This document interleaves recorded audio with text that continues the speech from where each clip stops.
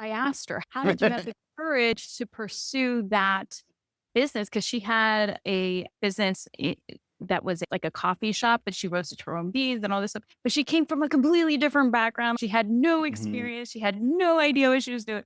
Right. And I was like, oh, I can resonate with that, wanting to do something completely different and not knowing anything Mhm. about it and feeling like, oh, I have to be so courageous.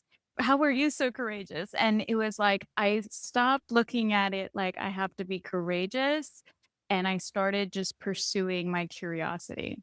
When you were talking, I made that connection too, is like sometimes it's just about knowing that you want to know more, that it's Mhm. interesting, that it's calling to you. And sometimes when courage doesn't feel accessible, I lean on that. Let me just follow that curiosity and continue to get curious instead of asking myself, what if it's going to fail? It's like, well, I wonder what would happen if I tried this, or I wonder what would happen if I went to this event or read this Mhm. book or talked to this person, using those as small steps to keep exploring it further as opposed to looking at it as a huge leap into courage. Sometimes Mhm. feels like you're gaining enough confidence and self esteem through those steps that you ultimately do end up encouraged without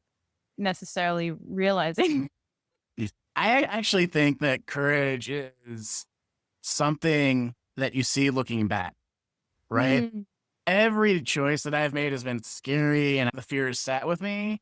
What made it a courageous moment in my life was the fact that I continued to act with it by my side. And I was most successful when I did try to shut it down. Somebody was like, okay, you're mm. there.